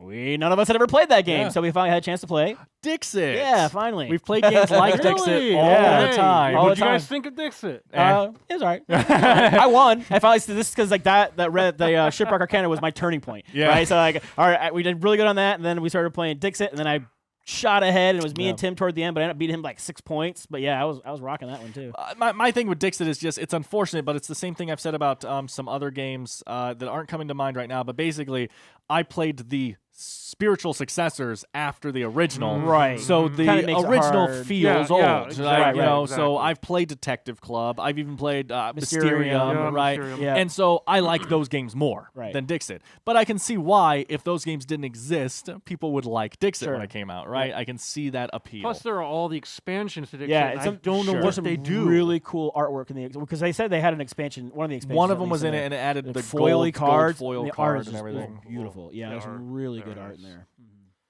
Yeah, but Dixit, you're playing these like super ambiguous cards. Basically, I'm gonna say a sentence like, I don't know why, but the first thing came to my mind right now was "The wind blows west today." Right? I'll say a sentence, and then I'll play a card that face down that means that to me, right? Right. And then everyone else plays a card face down that they kind of think means that. Yep. And then those cards get shuffled and revealed, and everyone's voting on which one they think the original person's card was. Yep. And if everyone gets it right, the hint was too obvious, and he doesn't get any points, but other people do. If no one gets it, then his hint was too obscure, and he doesn't get points. And obviously no one else would because they didn't vote, right? But then if some people get it right and some don't, he gets points, and everyone who guessed it gets points, and everyone who was guessed on incorrectly gets points, right? There's this whole points hierarchy. Yeah, like, which is nice because it's right on the scoreboard too. It is. So, Have so you that guys makes it played easy. Balderdash or Wise or No, Otherwise? they said that was the first thing Katie said was it's like Balderdash when they set up the game. Wise or Otherwise is another one you might want to look into, where it's kind of like that, but you're doing sayings from around the world, and it'll only give you the first half of the saying. And then everyone has to come up with the second half of the saying. Okay. I love that. It's a great game. Yeah. that could get crazy. Yeah, it could. I love that. People around the world say some weird things. Yeah, sometimes. they like do. just their phrase, they just means different things. You know? Yeah. Yeah, you throw up the peace signs across country. Sorry, I need to yeah. censor that if you're watching this in like in Italy or whatever. But Their government will automatically censor the video. Yeah, but yeah. It's just weird that like different words and sayings and like gestures mean different things in different countries depending on where you're from. Yep. So next is a game that I've actually played many times. Yeah, and I really enjoyed this one. I'm glad you did because I couldn't tell while you were playing. I was like, I think Bob hates this. I can't tell. It was just unfortunate because like, so you had to do like an opening draft, and my cards were terrible. Which you then immediately handed to me. I did, and you're like, these are terrible. Anyway, really quick, 2012 HomeStretch. Yes. And the reason, this is the one I mentioned earlier, and that's because I learned this. In order to find this easily, first of all, you could just type in 2012, but also they do HomeStretch as one word. There is a different game that is HomeStretch with 2 words. Okay. When I looked it up, it still had the H and the S were both capitalized. Correct. But it's one word. Yes. That because I was looking for that one after I first played it years ago, like 8 years ago. I was trying to find it and I could not find it. And it's literally that tiny simple change because if you type in as 2 words, only the other games called HomeStretch come up because there's so many. So anyway. So yeah, it's a Royce Hastings game. Royce Hastings. It's a horse racing game. And by Royce Hastings? Yeah, by Royce Hastings. So no, you start at the beginning though, and you're drafting cards, and what you do is you're drafting stock basically in the horse, like ownership in the horses. And then once you do that, all the horses are lined up, and you're rolling 2 die. And then as you roll them, what you roll, that horse is going to move. You can choose to move it nothing. You can choose to move it 1. If you choose to move it 1, you get to roll again, and whatever you roll has to move twice. Or you can move that horse twice, and you're done.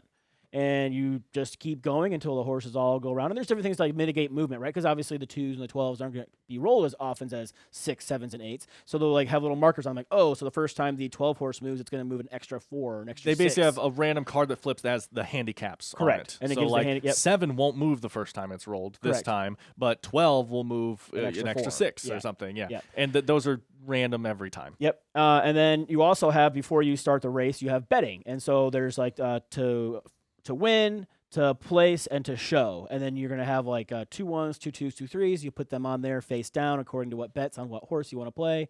And then you do the race. And once you have the top 3, you're going to clear off all the bets that didn't win. And then you will flip those over, and that will multiply by whatever you bet on. And that's how much money you get.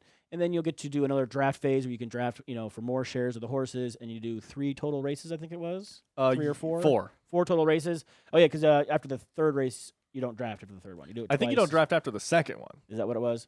Or We no, drafted twice. Yeah. Let's put it that way.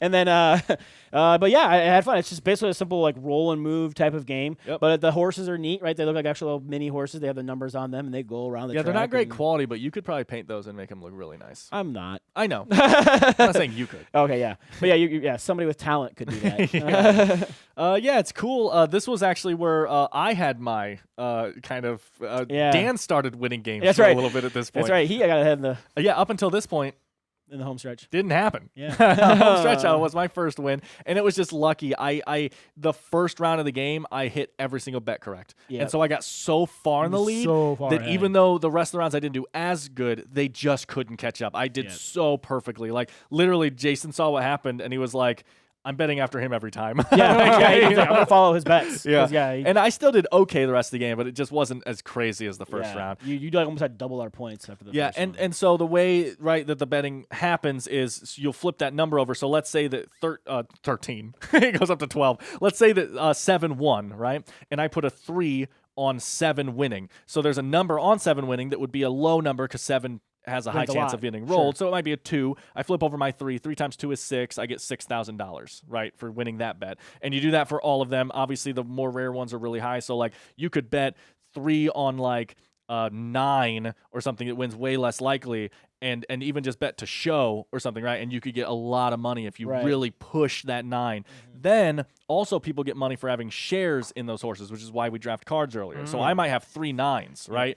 And all the 9s have the same name, right? It's thematic like that. 9 is the name of a horse. So it might be like Lucky Dog or something, right? Is Yep. 9. And so I have a lot of shares in Lucky Dog. So if I get him to win, I get all those bets. But then even if I didn't bet on him, I could purposely not bet on him. And if I see other people have 9s too, then they're going to help him win, which I'm going to get a bunch of money for because I have all Yeah. these shares in him, Right. right? And so that at the end of the game, whoever has the most money wins. Victory points is just money. What's kind of neat, I don't know if you caught what Jason said, but all the names of the horses are names of games that company has released. I did know that. Yeah. That's awesome. They had to name all the horses after Yeah, that's games. clever. That's Yeah. a nice little self-promotion Yeah. idea. That was kind of cool. Yeah, HomeStretch, guys. I really just check it out. It's like dumb, I picked it up. but it's awesome. You did pick it up? Nice. Yeah. It was cheap. Good, because Yeah. Catherine desperately wants it. Yeah. So I would say, though, the only caveat is the game is much better if you blare the William Tell overture while you're playing. Yeah, It's very important. it is. He finally did it during the Yeah. last race, and I was like, yes! It's so every time I play this game, we just have it blaring in the background. It's like everyone's standing over the Yeah. table like, come on, 12, come on! Like, it's so, and then it's just like, come on, 12. 7 moves. Come on! Like, so you're just rolling dice. What year did it come out? HomeStretch was 2012. Okay, the art kind of looks like it. Yeah, it does. Because you open up the board and you're like, it's just a green track with numbers on it. That's it. There's nothing fancy about the artwork or nothing like that, but it doesn't need it. Sure, it's also an orange track. Well, yeah, Yeah, happens. we understand. Okay.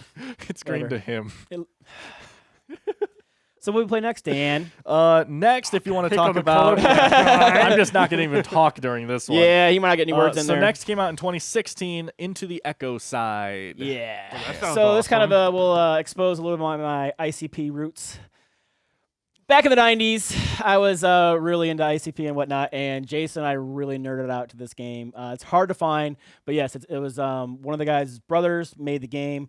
Into the Echosides, it's kind of a normal deck builder, but it's themed with like ICP and like people from their record label and whatnot, and ninjas, because you gotta have ninjas, Of course. Vago, you know, and all that. I love it. And I got to play some ICP music while we played the game, and it was a lot of fun. I didn't do well at all. Dan did way too well. He got off to a quick start. Yeah. And then he's just rolling this die every turn that's giving him all these like, oh, draw 2 extra cards. Oh, draw this one makes you draw more cards. And he's just drawing his whole hand like every time, and it's just hard to compete with. But I got really lucky with a couple dice rolls early, and Yeah. it just created this unstoppable engine Yeah. that even I was like, Yep. what happened? which is kind of like what the issue I ran into, like, you know, because Tim loves DC deck, but I'm a trash talker while he's not here.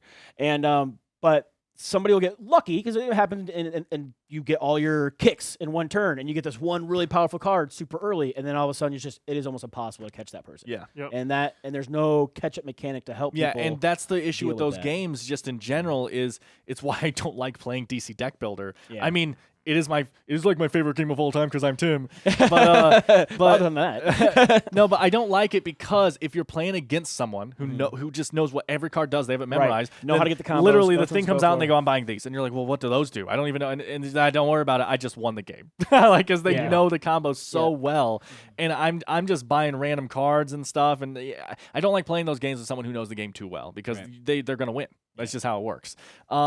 So I will say, out of all the DC deck builder type clones that exist, this was my favorite by far. yeah, it was like the cards are funny. I don't even care about ICP at all. I mean, don't get me wrong. I know a couple of their songs, and I think they're hilarious. I'm sorry Yeah. if that offends the actual fans. I No, think they're hilarious. No, they are. They're hilarious. But this game, the mechanics in this game are so good. yeah, and like- that's some things that DC doesn't have, which, No, which yeah. I really enjoy. I loved the die system. Obviously, it helped me win, right? But I love that system. Just Yeah. this way that you can collect cards that roll a die and give you these powerful Yep. effects. And there's a little bit of set collection. Yeah, the set collection thing was so good. Yeah. I was like, why doesn't DC Deck Builder have this? I Yeah, love exactly. that It mechanic. should. Like people that work together, like, oh, if you've got Batman and Robin and something else out, then you can, you know. Yeah. Well, they would be factions, right? So you would sure, have like that's kind of hard with just DC, right? Like DC Marvel to mash up. yeah, I And then you'd guess. be like, But yeah, so it's like if you have 3 people from Dark Carnival or whatever, you Yep. know the words. Dark Hornet, got it. Nailed it. Yeah. But so if you have 3 characters from that faction in your Uh-huh. hand and you play them, then their abilities proc, but then also you get the Dark Carnival benefit for that turn or whatever. And it's just what an interesting system. Like Yeah. things are constantly going. I loved it. Yeah, I was a literally lot, like, a lot of things like play off of each other, which is yeah, super yeah. nice. It annoys me so much that this one went overlooked and is so hard to find now. It's so hard to out of find. all the DC deck builder clones, this one killed it. I Yeah. loved this yeah, game. it was a lot of fun. And Not it like was, I could ever get it was, Captain to it play was it, yeah, though. it was super nostalgic though. Like seeing all the little stuff. 'Cause like, man, I've been to so many clown shows back in the day. Yeah. yeah, and I recognize all the people and I got it's great a good time. Malenko. I did. That's okay though, because I had Monoxide Child and Jamie Madrox. So twisted. Yeah, but yeah, we could literally talk about the game for a while because Yeah. we both loved it. I think everyone at the table seemed to Yeah, really everybody really had fun like playing it. It was a good time. Okay, so next. And then after that, I had to leave. So oh, that's when you left. that was my last game okay. played. So next is when Spencer comes in. It was actually funny. You left, and like 5 minutes later, he walked up to the door. So man. So no 4-player games. Guess we're not playing any 4-player games. But Yeah, right. 2017, Spencer, go ahead and talk about Rajas of the Ganges, I Yeah, believe the is how it's Ganges. pronounced. Yeah, it's a worker placement game where you are. I'm not really certain what you're doing through the game. Well, you're building your city. That's like the main thing, right? You're building your. Yeah, so That's like the theme of the game. There's the main board that everyone's playing on, and then everyone has their own little mini jungle that you're tearing down and putting city blocks on, and you're trying to connect it to different things, which I assume are like resources found in the jungle that are on the edge of it, and you have to connect them with roads. Those are just little bonuses.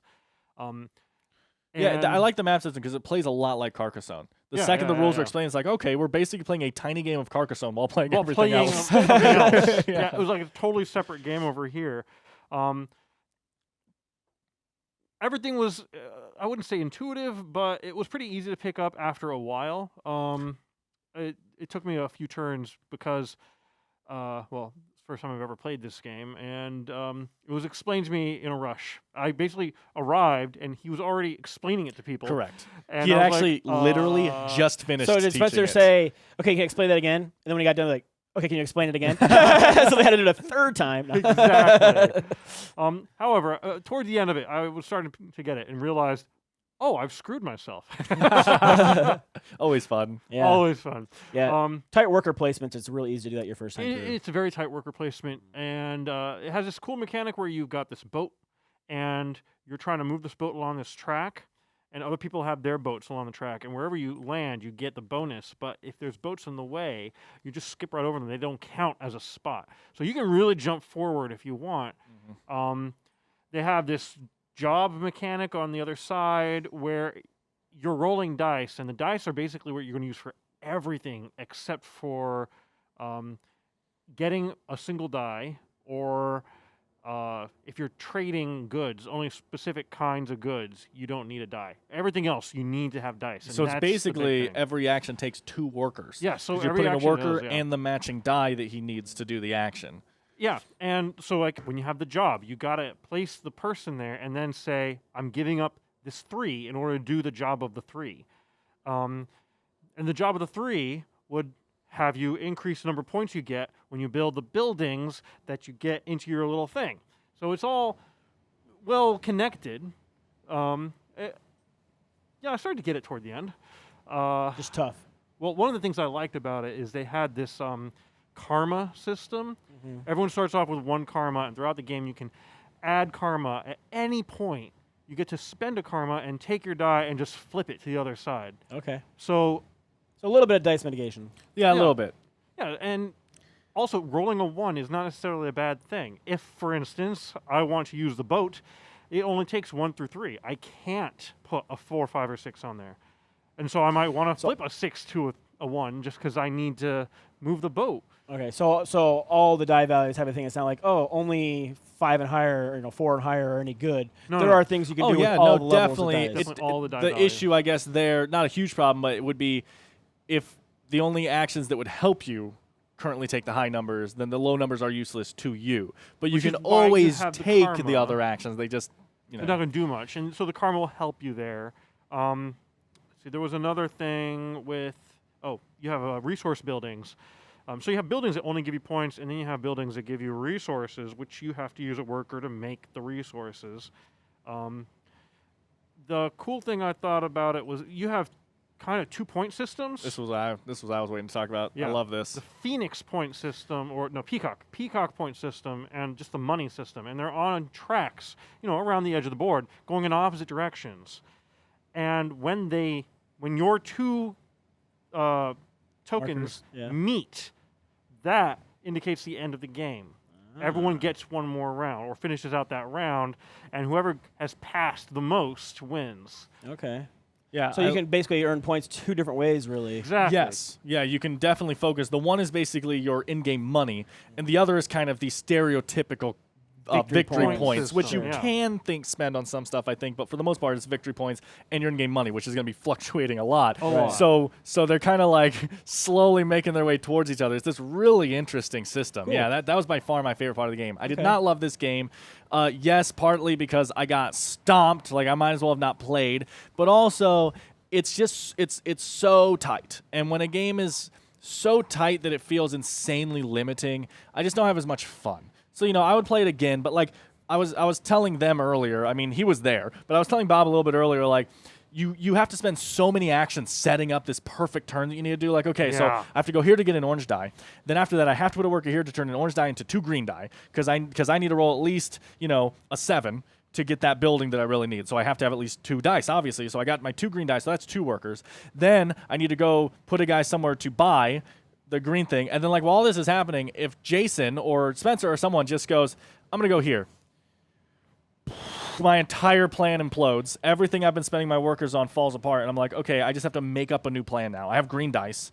What can I use green dice now for, I guess? Or do I save my green dice and just hope that I can take the next green building that I can get with 2 green dice? But if I don't spend my 2 green dice now, they're all I have. So I guess I'm not using dice for the rest of this round. So I guess I'll just only go to actions that don't need dice, but those don't help me. And it locks you down. The second someone goes somewhere you need, you're handcuffed to the wall and you're like, I don't know what to do. So I really don't like how tight that felt. And, we played with Handcuffs 4 not players, and I don't know how it is in fewer players if certain places get locked out with Right. fewer players. I don't know.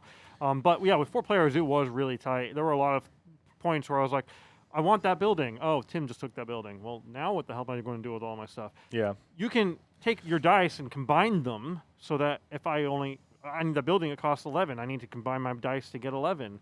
But, if that one gets taken, you've got all of these dice. You have like 10 dice you can hold. Yeah. Never even got close. No. Yeah. Oh my god. I think I had 5 at one That's point. more than I ever had. I had Yeah. 4, and that was the beginning. I think I think I had 5 at one point, but maybe not.Maybe 4 was the max for me too. Yeah, I can't imagine. Like we even played on like the easier side, I think, because it gives you 2 extra dice. What are we ever going to use those spots for? I figured the average worker attains 1 die. That's the basic exchange ratio. So every turn you can get a benefit of 1 die. If you go over here, there's one where you can give up a die to get 2 dice of a different color. But you're still only getting a net of 1 die. And so anything that lets you get more than 1 die is a good place. Yeah. I would say it was a good game. I would like to try it again. I would not say it's one of my favorite games. Sure. I think it's from only playing one time and having a slightly negative experience, I think it's really overhyped. Like I hear people talk about this game like it's heard a lot of hype amazing. about it. Yeah. And I'm like, even if I did really well, it's a good game. I don't know why you're acting like it's the best thing ever made. Like, and I mean, maybe that's just the crowds I tend to hang out with. Maybe in the global scale, the game isn't that highly regarded. But I'm just saying, from what I've heard personally, from your bubble. yeah, it's like, ooh, and I'm like, ooh. Yeah, I heard a lot of good things too, and like I saw it sitting on the shelf out there when I was looking for the other game, and I was like, oh yeah, I heard a lot about this game. And I saw the price tag, I was like, oh yeah, I haven't seen that. I'll wait to hear about it before I go buying it. Yeah, just a really tight worker placement game with an interesting dice system. Yeah, the dice system was cool.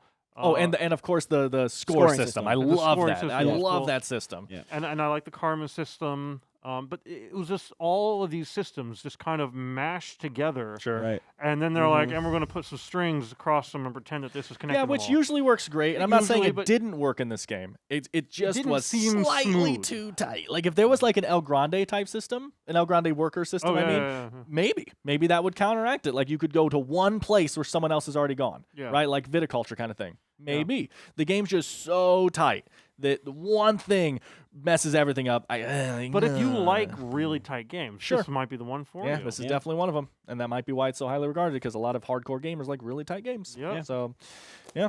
What else you got? What else do we have next? I'm so mad that you weren't there for this, Bob. It would have been even more fun, and I Oh, gosh, never yes. say that. I know. No, This was we a good had one, yeah. an amazing game of Growl. Growl. Like it was so Oh, good. yeah, we it's a had good so much game. fun. We were This is we were the- laughing so loud the Yeah, whole it's one of time. Tim's Man, we favorites. played it. Yeah. I played it once several years ago, so I haven't touched it in a while. Okay. We covered Growl. Growl here. I haven't snapped in a while. We've probably covered all these games. Sorry, I can only snap 5 times. So, there's a lot of games we covered. Yeah. But there's only 4, I yeah, think. Growl is a social deduction game where it's Werewolfy. It's almost more party than social deduction, but it's both. Yeah. To where Yeah. one person starts as a werewolf, and then basically you're passing cards back and forth, and if someone ever has 3 bites in their hands that cannot be canceled by charms, you're a werewolf too then, and at the end of the game, at the end of the round, you play 3 rounds. At the end of the round, if there's even one person still not a werewolf, the human side wins. And then whichever side wins, everyone who's alive from that side, I think it's only alive, but maybe not. I don't know. We'll just say not alive because Tim mentioned at one point Dan could have got coins too, and I was definitely dead by that point. But basically, however many coins you have in your hand, if your team wins, you get that many coins, and then at the end of the game, whoever has the most coins wins. So there's still only one winner at the very end. But you're playing this just nonstop laughing and bluffing game of just like, I trust you, Spencer. Don't let me down. You know, And like the thing is, you can trust me until someone hands me that one bite. Yeah. Now you can't trust me anymore, and you never know that. So that's the awesome, scary thing too. Like 5 is a pretty good number to play with too, even though I do wish you were there because I can trust Spencer, but the odds of Spencer being next to a werewolf is insanely high anyway on his other side. So I could trust Spencer all I want, but on any given night, Tim could give Spencer enough bite cards to turn him into a werewolf, and I have no way of knowing that. Like, there's always a risk. Even if Katie, as far away from me as possible, starts as the werewolf, she will slowly turn Tim and Jason into werewolves, who will then slowly try to turn us into werewolves, and we're just trying to counteract these cards we're getting, you know? And as you're drafting cards, and you can watch where they're bringing those cards, and like, I need that salve, and it goes somewhere else. You're like, You know what, Tim? I don't like this. Oh, I had an amazing moment too where I got one of the night special ability cards right at the end of a round, and it was pick 2 players, and they have to tell you how many of a specific type of card they have in This their was hand. pretty good. You can't do gold. That was the only thing, and I said, I can do bite, and Tim was like, I guess, and I said, okay, bite. Tim and Katie, and they both had 3 bite cards in their hand, and I was like, well, boys, Van Helsing's on the case. It turns out at that point, Tim was still 1 turn away from being, he had a charm, but he turned into werewolf next turn over, but Katie was the starting one. Okay. But, She's been but like, starting one twice out of 3 rounds. but like Wow. I narrowed it down with this one card that I was just like, that was powerful as hell. Like That it was great. such a It's, fun moment. it's one of my favorite werewolf type games. Yeah. Last time I played, I had a good time. This time, like, cemented it as what an amazing time. Even like, though on the 3rd round, basically oh, that was BS. one person Excuse went, my language. one person Just went. initials. By the time the second person went, he was dead. Literally, because I Wow. won the second round so well, because I pointed out the Van Helsing thing and blah blah blah. On the 3rd round, Jason gave me a wound on the first move, and I was like, okay, well, I cannot take another wound. And Kate said, oh really? And threw me the wound card, and I died instantly. Yep. Wow. And I sat out for like The 20 whole minutes. freaking game. So that was fun. Thanks, guys. Yeah, Yeah. I know. And then also the one thing, I don't know if this is good or bad. It just is. If I figure out who is the werewolf, that's not necessarily a good thing. I can't necessarily do anything about it. Sure. So I You just have to knew try to persuade other people to do something yeah. about it. Exactly. I had a card that said You just start throwing charms at the people sitting next to that person. Well, so I had a card that said I get to look or to ask any other player if they are a werewolf or not, and they have to secretly tell me if they're a werewolf. And I asked someone, and he said he's not a werewolf, and I was like, I know this guy is not a werewolf, and I know he got a bite card, and he's next to me, which means that person is a werewolf. And I knew Katie was the werewolf, and as we're going on, I'm like, you know what? Katie's a werewolf. We need to kill her. But that night, he became werewolf as well. Mhm. And after 1 round of stuff, I was like, you know what?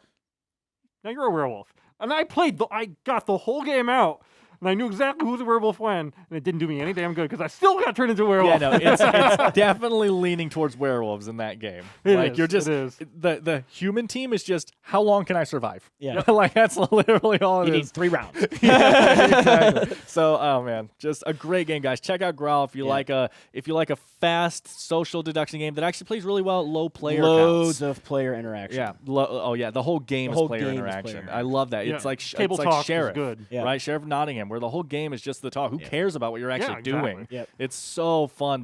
What the cards make you think and say to each other. That's the fun part. Okay, and then last game, I think. Let me go back to my list. Yeah, last game of the Is night. that really it? Yeah. Oh, man. And this is actually my favorite game of the night. This was one that was on my bucket list, and I was like, I wanted this. When it came out to Kickstarter, I almost backed it. I had never heard of this game.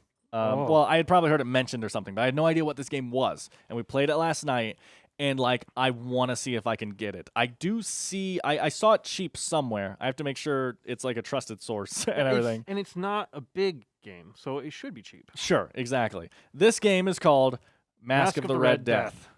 Not even unnerving.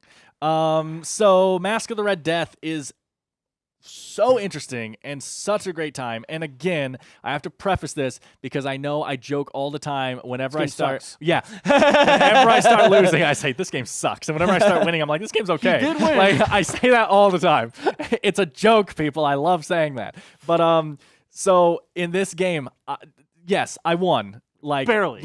but like really well too. While it was barely, it was like the best win possible. It was. You know. Yes. But I'm telling you, that's not what it was that made me like this game. Halfway through the game, I was like, this is interesting. But then the second half is totally different than the first half, and my mind was blown. So let's actually start talking about the game, shall Okay, we? shall we? So the first half Well, I'd like to preface this with is comes prefaced. from a short story from Edgar Allan Poe called The Masque of the Red Death. If you have not read it, go read it because this game is so thematic. It's on point. First, finish the video, then go read Oh, it. it's Then go true. read it. Yeah. Or go look up the Christopher Lee version of him reading it. That's even I'm better. actually probably going to do that. Yeah. So Masque of the Red Death was 2018, and the first half of the game, you're basically just fighting over what did they call it? Popularity? I can't remember what it's called. Yeah, I think it's popularity. Prestige, popularity, something Yeah, like that. yeah. There's a track that goes around the board, and you're just moving around. You're trying to be in the same room as the prince, Prince Prospero. because if you start your turn in the same room as the prince, then you get a popularity, I'm just going to call it. Sure. Yep.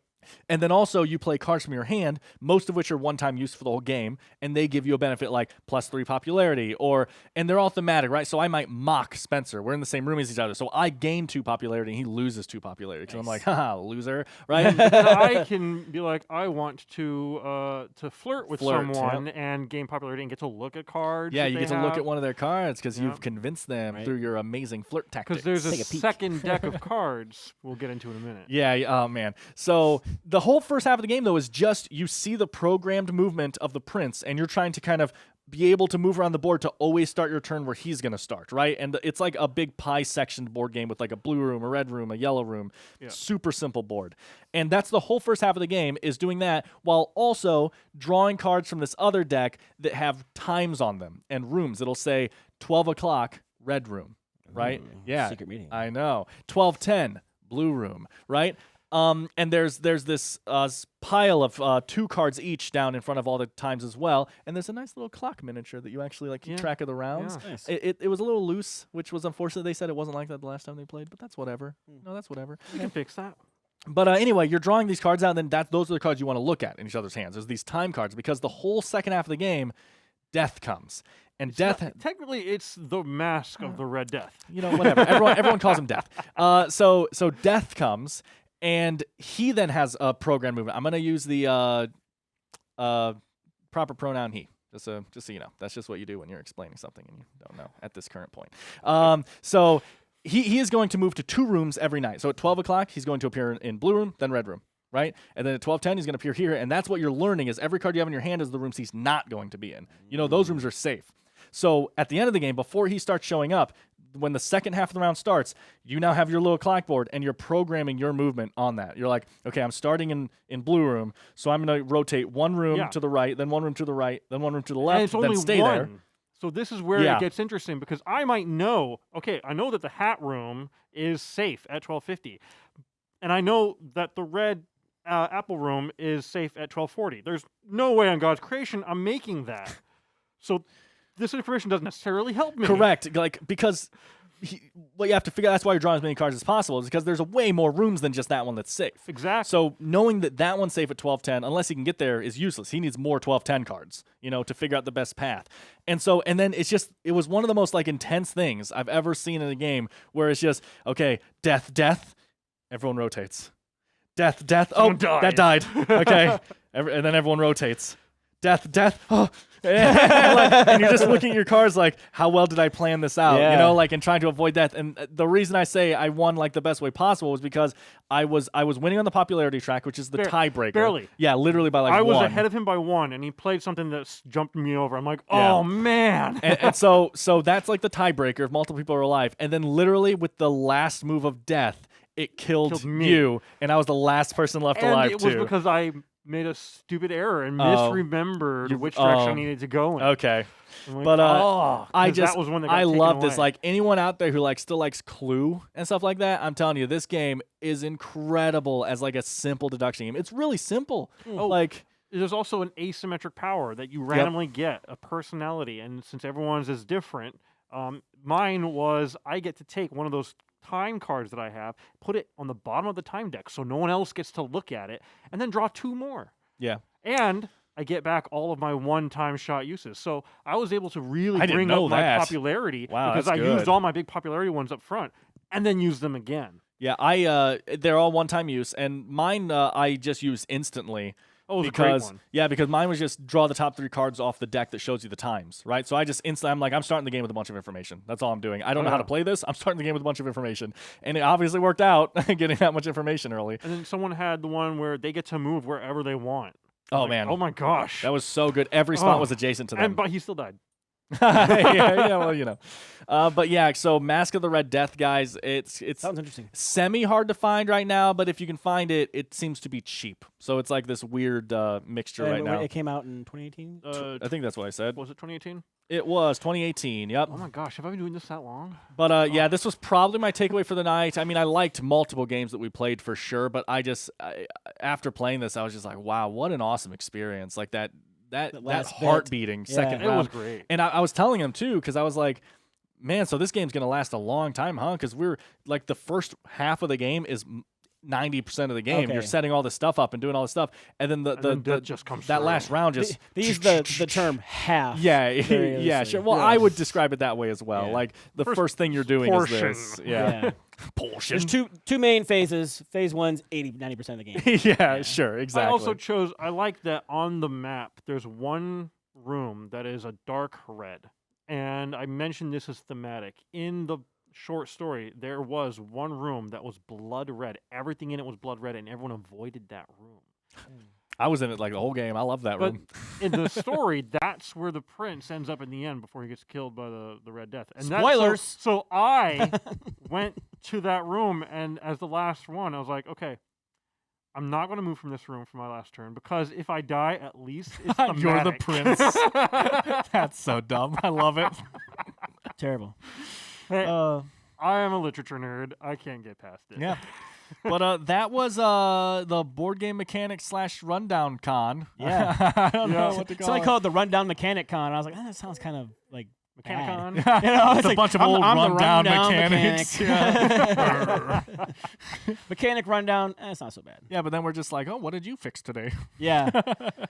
My attitude, because now I feel better that I played a bunch of games. That's good. That is good. Yeah. So, what did you guys play? It's probably not as long as our list, but if it is, I'm gonna be really impressed. Yeah, we 'Cause should that hang was that was an insane amount of games.